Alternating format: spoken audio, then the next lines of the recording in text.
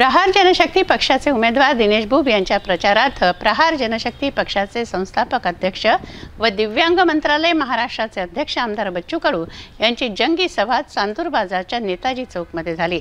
या सभेमध्ये देवेंद्र फडणवीस यांनी विधानसभेमध्ये केलेल्या वक्तव्याचं रेकॉर्डिंग सुद्धा हजारो लोकांच्या मध्ये आमदार बच्चू कडू यांनी ऐकवलं। लाव रे तो व्हिडिओ या प्रकारचा वक्तव्य करत बच्चू कडू यांनी विरोधकांवर भरपूर टीका केली। प्रहार जनशक्ती पक्षाचे उमेदवार दिनेश बुब यांच्या प्रचारार्थ आमदार बच्चू कडू यांनी सभा घेतली। या सभेमध्ये प्रहारचे समस्त पदाधिकारी बहुसंख्येने उपस्थित होते। विशेष म्हणजे शिवसेनेचे कित्येक पदाधिकारी हे सुद्धा खुल्या मंचावर येऊन दिनेश बुब यांचा प्रचार करताना दिसले। या सभेमध्ये चांदूर बाजारमध्ये झालेल्या उपमुख्यमंत्री देवेंद्र फडणवीस यांच्या सभेपेक्षा दुपटीने नागरिक महिला उपस्थित होत्या। विशेष म्हणजे या सभेमध्ये देवेंद्र फडणवीस यांनी विधानसभेमध्ये केलेल्या वक्तव्याची रेकॉर्डिंग हे सुद्धा हजारो लोकांच्या मध्ये आमदार कडू यांनी ऐकवलं। लावा रे तो व्हिडिओ या प्रकारचं वक्तव्य करत बच्चू कडू यांनी ऊर्जा मंत्र्यांनी केलेलं वक्तव्य सुद्धा सांगितलं। जिल्हा परिषद सदस्य किरण पातुरकर, दिनेश सुरवंशी, प्रकाश साबळे हे म्हणते आम्ही सगळे आता या गोंडे पडला मोर्ची बहीण पोटे आला विधान परिषद निविदा जायचं कुठं जमलं नाही। राजेश वानखेडेची काही यायची तर डाळ भाजी नाही बे बाबा आलू वागे तर हे असे 8 मराठे पाजली मोठ्या ताकदीनं म्हणे तर तुषार भारती बाजीराव पटला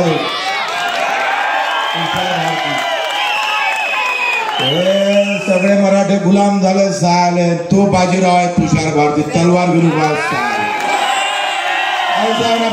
कार्यकर्ता आपले पाठिंबा देऊन दे तुषार भारतीला साले ये सरदार झुकता नहीं साला झुकेगा नहीं साला।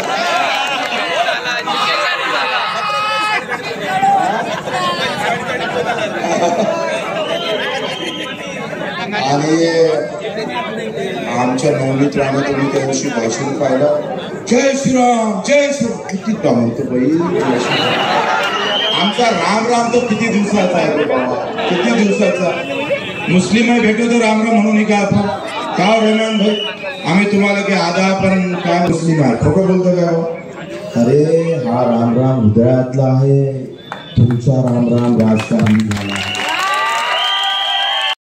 कर्मचाऱ्याचे 600 रुपये जरी पगार कपात केले असते सिक्कीने मारले असते। तुमची एकी कधी होणार रे शेतकरी शेतमजुराची तुम्ही कधी रे जातीच्या बाहेर निघणार तुम्ही कधी धर्माच्या बाहेर जाऊन गोष्टी करणार तुम्ही का आग पेटत नाही बोलत नाही अजूनही गरीबाचं घरकुल का झालं नाही 75व्या वर्षामध्ये माझ्या गरीबाच्या घरा आता खुर्ची माग पाहिजे का घर जास्त माग पाहिजे आम्ही हे मुद्दे मांडतोय। योजनेचं नाव सारखंच आहे पंतप्रधान आवास योजना अरे तळमळीतून मांडतो तुमचं मत भेटण्यासाठी नाही मांडत माझा शेतकरी शेतमजूर यासाठी पेटून उठला पाहिजे। चित्र बदलतं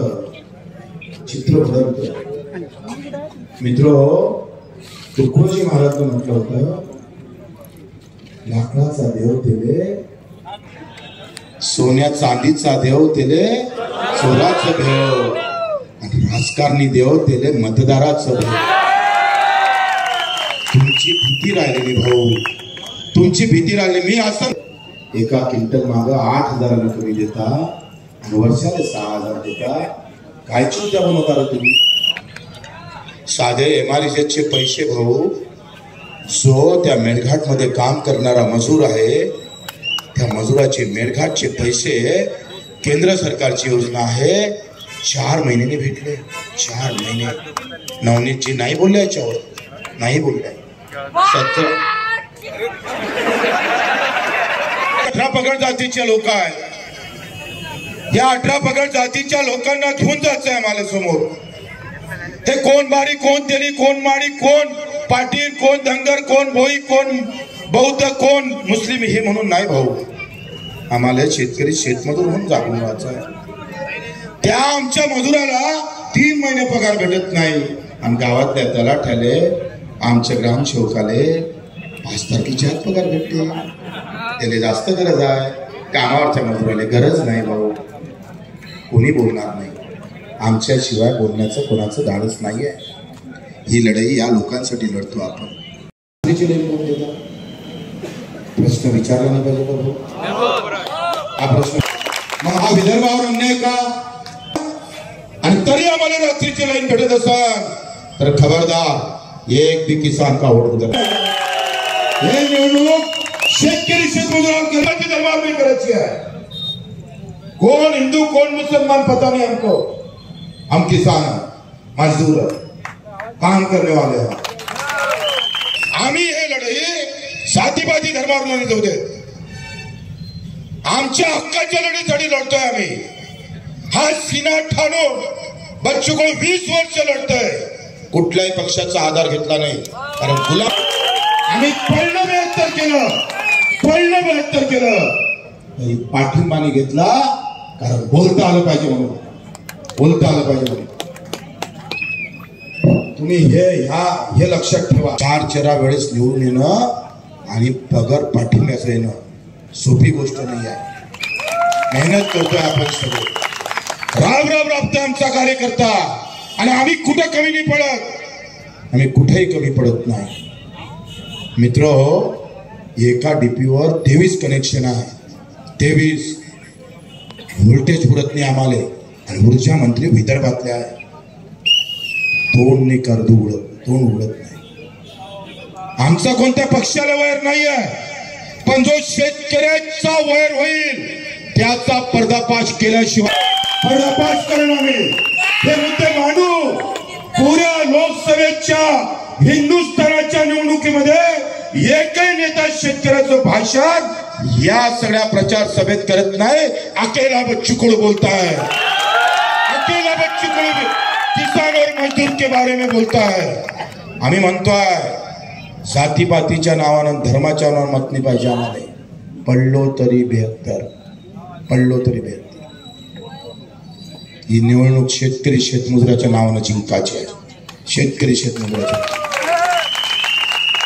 आजही अर्ध्या डिप्या चालत नाही भाऊ. कापसाचे भाव 800 रुपयानं कमी झाले निवडणूक चालू असताना. अचलपूरची फिनले मिल हा आमचा विषय नाही, हा केंद्राचा विषय आहे असे देवेंद्र फडणवीस म्हणतात. यापेक्षा जास्त नामुष्की असू शकत नाही. शेतकरी म्हणणारा एकही नेता दिल्लीमध्ये नाही. खासदार नवनीत राणा यांनी मागील 5 वर्षात एकही काम करून दाखवलं नाही. या मतदारसंघामध्ये शेतकरी शेतमजुरांच्या शेतीमालाला भाव नाही, तरी खासदार म्हणतात आम्हाला मत द्या. त्यांच्याकडे कोणत्याच प्रकारचा मत मागण्याचा अधिकार नाही. या प्रकारचे वक्तव्य बच्चू कडू यांनी केलं.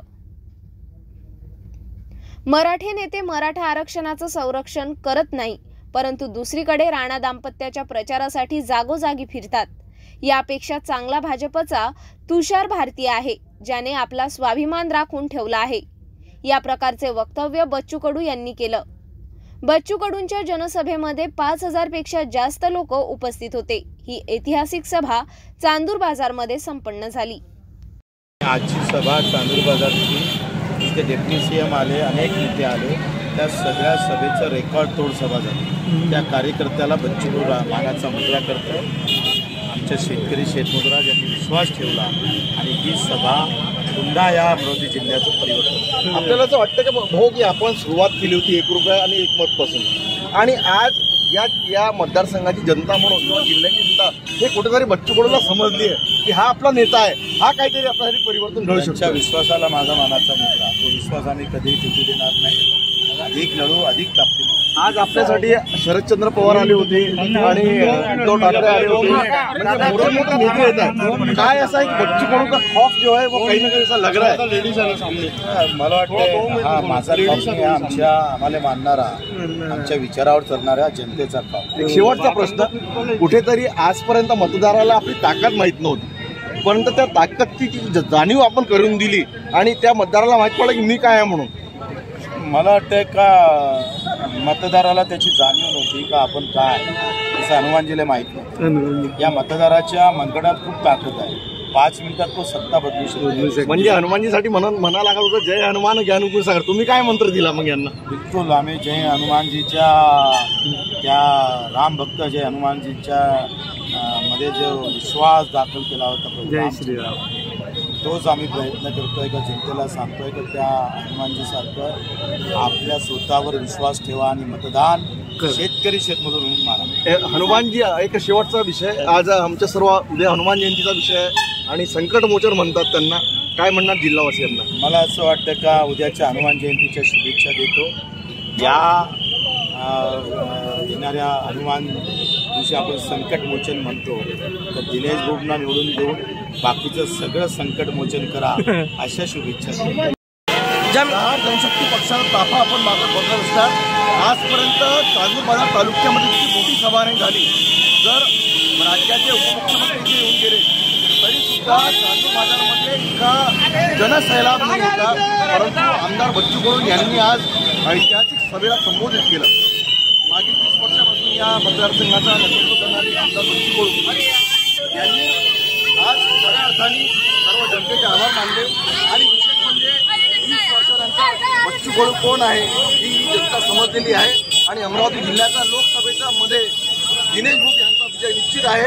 विजयाचा गुलाल आम्ही तुडू या प्रकारचं वक्तव्य बच्चू कडूंनी व्यक्त करत उद्या हनुमान जयंती आहे आणि हनुमान जयंतीच्या सर्वांना शुभेच्छा देत त्यांनी म्हटलं सर्वांना शुभेच्छा आणि संकटमोचन बजरंगबली राहतात आणि बजरंगबली यांचा आशीर्वाद आमच्या पाठीशी आहे. नक्की लोकांपासून सावधान या प्रकारचा वक्तव्य त्यांनी केला आहे. मी कॅमेरा पर्सन श्लोक किल्लेदार सोबत चांदूर बाजार.